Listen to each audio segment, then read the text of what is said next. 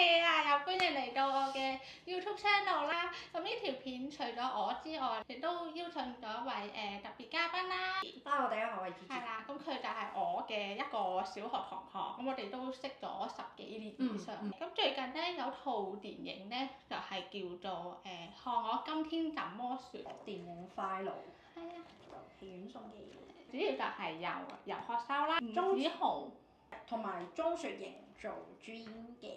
呢套戲咧就係佢介紹我一齊去睇嘅，一嚟佢知道呢套戲係以聾人為主題嘅電影啦，二嚟就係佢又知道我係一位真實嘅聽障人士，了解下同埋體驗下我呢一位聽障人士嘅由細到大嘅經歷係點樣。家滔呢套戲嘅女主角係攞個獎啦，佢就憑住呢套戲係攞咗台灣金馬獎最佳女主角嘅。一齊去睇呢套戲，其實我係冇乜期待感嘅，即係純粹就係覺得啊，只不過係一班聽唔到嘢嘅人去打手語啊，或者講啲嘢有啲唔正啊、歪歪地嘅電影咁啫嘛。咁睇完之後，其實我係有好多唔同嘅感受，種身同感受嘅感覺啦。就想拍一條片，希望大家可以去睇呢套電影，一嚟可以支持下本土港產片之餘，有一個咁特別嘅主題。二嚟就希望可以大家透過呢條片去認識下我哋呢班聽力有問題嘅人點樣生活啦，經歷嘅困難係點樣啦，或者你對我有啲咩誤解希望可以透過呢條片去解答到你哋，或者如果大家有咩問題嘅話，可以喺呢條片嘅下面度留言啦。我覺得最出色嘅方面就係套戲嘅聲音嘅效果。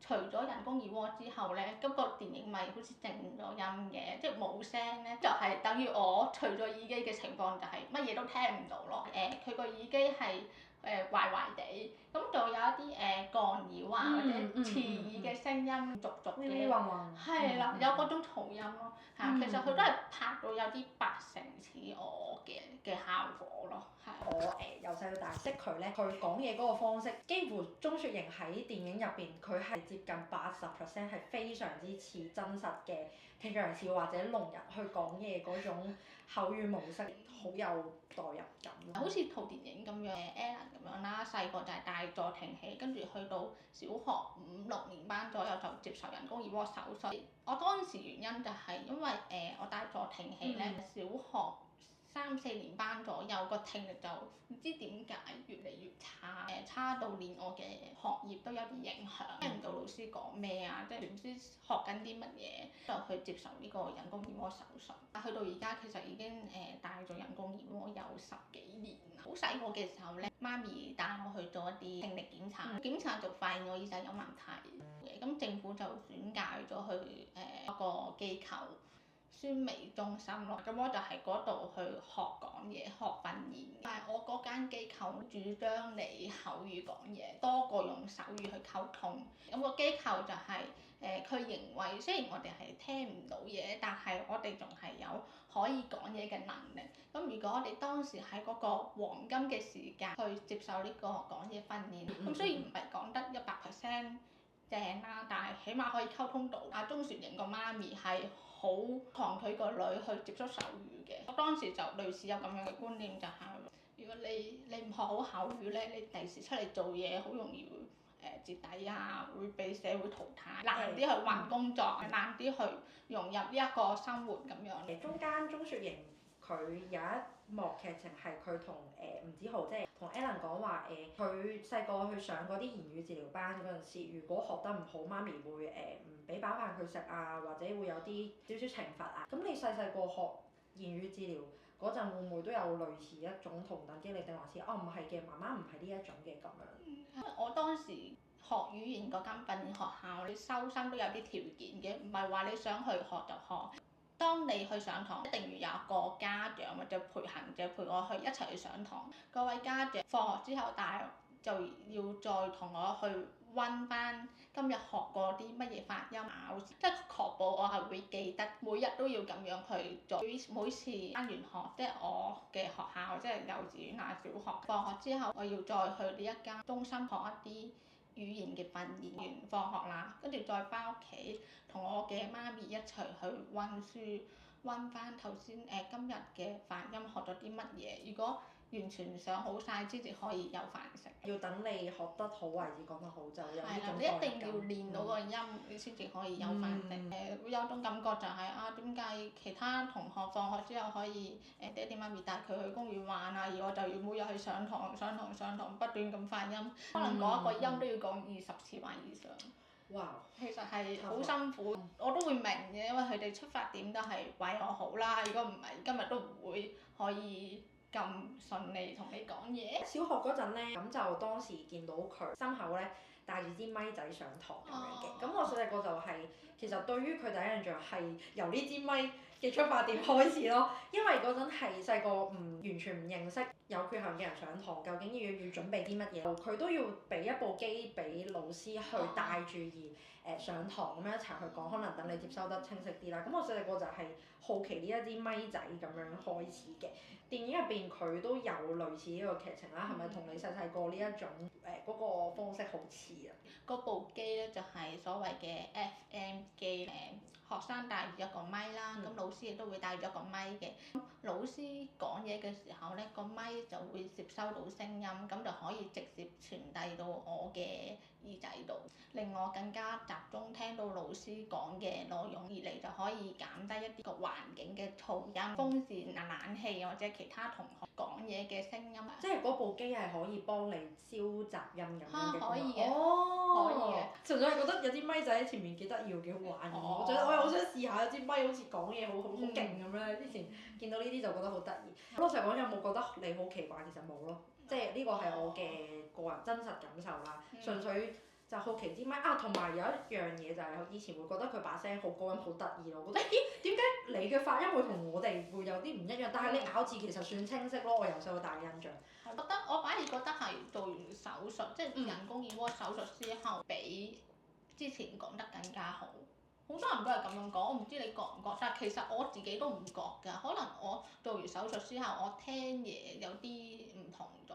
因為可能大家習慣咗對方講嘅嗰種音調啊、口語啊，純粹可能真係有啲詞語啊，好似又可以舉個例子啊，譬如包庇呢個字啦，咁係啦，啱先同佢傾偈咧，佢會講咗包批啦，咁我覺得 which is 我覺得 OK 嘅，因為其實唔了解但你又會 get 到我講緊啲咩？我 get 到，咁所以由細到大咧，我覺得你話有冇一啲發音嘅嘢唔同咗，其實我自己可能我又覺得，即係可能我唔仔細聽就冇留意到。其實你係頂目女嚟㗎，即係就算我講嘢唔清晰，但係佢大概估到我講緊啲咩啊。同埋我想講，佢有一樣嘢好好嘅就係，因為我哋係小學開始識㗎嘛，係啦，跟住上堂咧，老師講完嘢，佢會主動問我話：你頭先老師講嘅嘢，你聽唔聽到啊？你明？係咩？係啊，你有我唔記得咗我記到而家㗎。我都係同啲人講話，有一個小學同學，佢會主動問我：你聽唔聽到？咗呢個老師講嘅嘢啊，知唔知啊？我再同你講一次啊咁樣我話，跟住佢就講：你要好好珍惜呢個朋友啊，好難得啊！咁我係啊。你肯定冇記錯人。冇啊，你啊，一定係你冇其他人啦。唔記得喎，真係。我由小學到中學咧，我一直都係短頭髮。有冇諗過點解？以前有冇喎。讀書嘅時候，長頭髮嘅女仔一定要紮辮㗎嘛。咁如果我紮辮，咁我個耳機咪會俾人睇到咯。所以你當時係因為個耳機而唔紮？我唔想俾人睇到個耳機，咁所以我就短頭髮。短頭髮唔使紮辮啊嘛，你可以遮住個耳機咯。咁咩驅使你留翻長頭髮啊？因為我嗰時已經中學畢業啦，我出嚟讀大專啦，大專係冇任何儀容限制，咁我就開始留長頭髮咯。嗰時短頭髮真係好醜樣啊！但係為咗唔俾人睇到我嘅耳機，因為當時嘅自卑感實在太嚴重，因為我好驚耳機俾人睇到，人哋會點樣睇我，佢會笑我啊。講由學修去學潛水啦，咁你會唔會因為體力問題而影響咗你有啲運動係玩唔到或者係做唔到？係啦，唔可以做一啲比較刺激、有撞擊，特別係對個頭有撞擊嘅運動啦。二嚟就係游水，盡量唔好接觸咯。我唔識游水係因為我個耳機，佢雖然係話係防水，但係我都盡量唔好俾佢濕得咁嚴重啦，因為佢唔係一個細數目，佢都要10幾萬一部耳蝸。10幾萬一個。一個。咁如果我接觸水嘅話，我係要除耳機。我除咗個耳機，咁我乜嘢都聽唔到。咁我聽唔到，咁我點樣去學啊？我又唔識手語喎。所以我到而家都未學識游水。日常嘅生活都有啲限制，譬如你哋佢哋出街咪會帶嗰啲 AirPod 啊耳機嘅，我係用唔到㗎，好難去感受到你哋聽歌嘅快樂。同埋入邊啲節奏你可能都未必會 get，即係我未必真係 get 唔捉到。到啊！好似有啲人話咧，你聽唔聽到嗰首歌嘅高音低音嘅分別啊？其實我真係聽唔到。你完全聽唔到。聽唔到喎！我到而家都唔明咩叫高音低音。我嘅理解係咪即係大細聲啊？唔係，唔到咯。解釋唔到，但係會就住你缺陷而我哋去講啲咩話題咁樣，即係唔會話因為佢聽唔到就話佢都聽唔到，嗰費事同佢講，又好少會咁樣嘅，係啦。其實你頭先講嗰啲，我成日都遇到嘅，因為我由細到大都係讀主流學校，冇讀過任何特殊學校，啲同學全部都係健全人士嘅。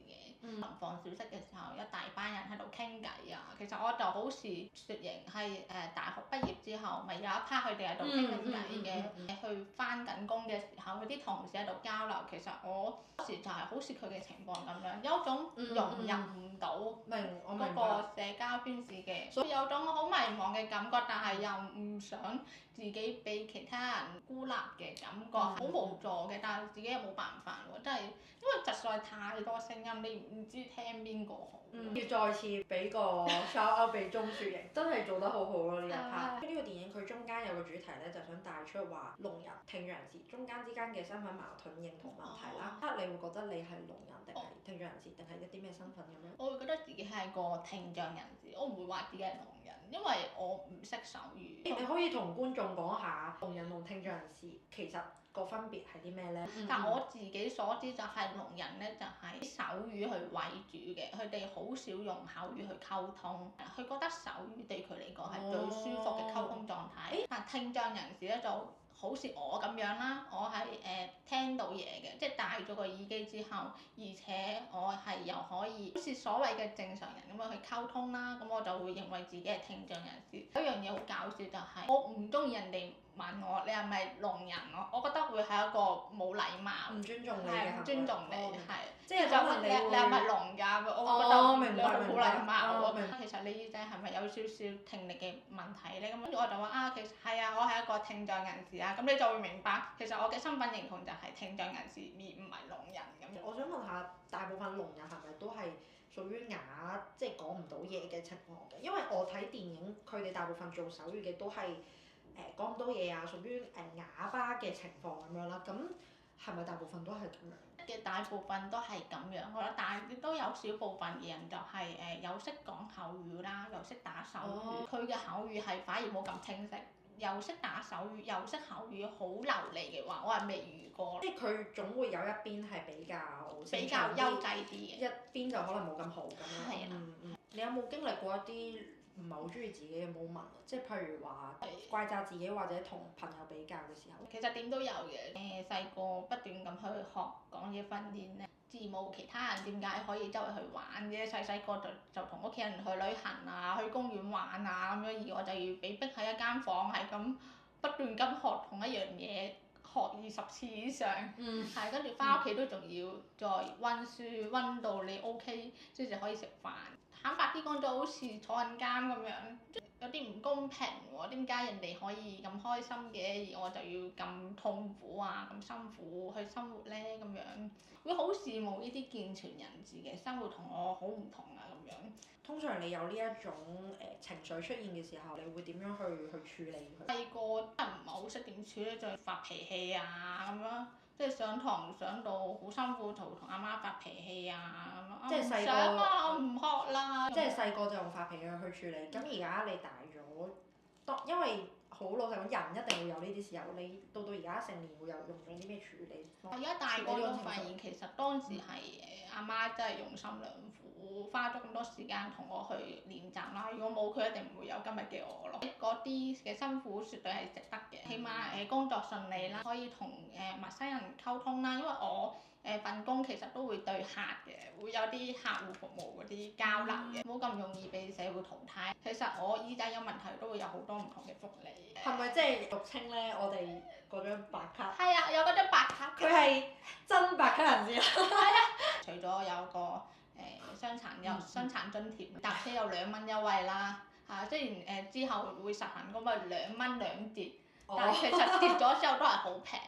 康文署 book 場嗰啲優惠，好似半價嘅。迪士尼有7折。海洋公園有終極嘅 VIP 咯，你永遠入去都唔會使錢。有樣好嘢就係可以避免聽到一啲唔好嘅聲音咯。呢一點咧，其實我幾羨慕佢，因為我哋健全人士咧有時瞓覺樓上轉嘢，我成日同佢講話，我係非常之羨慕佢係唔需要聽到呢啲轉牆聲，即係佢係避免咗失眠問題咯。半夜嗰時可能突然間行雷閃電啊，我完全聽唔到。你出嚟揾工遇過一啲咩經歷啊，或者一啲歧視嘅情況？我冇諗過原來我耳仔有問題呢樣嘢都會俾個客投訴。可能當時嘅環境比較嘈啦，好忙啦，後面有個客可能叫我唔知想拎啲咩俾佢咁樣，但我冇反應。去揾經理投訴啊，佢話我叫佢都唔理人，咩態度啊。經理就話唔好意思啊，佢耳仔有啲問題咁樣。個客竟然就話搞錯啊！你哋竟然請埋啲咁嘅人嚟翻工，我呢個問題其實我都唔想。不過都係嗰句啦，香港仲係其實有好多人係唔識尊重人，可以咁講。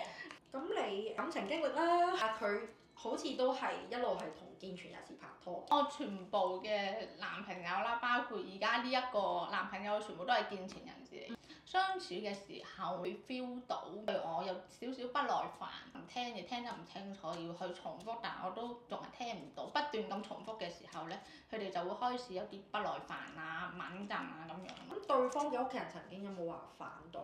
佢嘅媽咪對我有少少意見，當然做父母係想自己仔女好啦，揾到一個好嘅另一半。佢知道我有殘疾，驚我會影響下一代嗰啲遺傳到唔好嘅嘢俾之後嘅小朋友。後尾之後可能去過佢屋企食飯嘅，可能對我嘅態度有少少改觀。咁最後你有冇咩説話或者鼓勵想同你身邊一樣有呢種缺陷嘅人講？而活在當下啦，去多啲做一啲你自己想做嘅嘢。無論你係打手語啊，或者你同我一樣係戴緊耳蝸啊，或者助聽器都好啦，唔好因為你自己嘅缺陷而埋沒咗你自己嘅才能。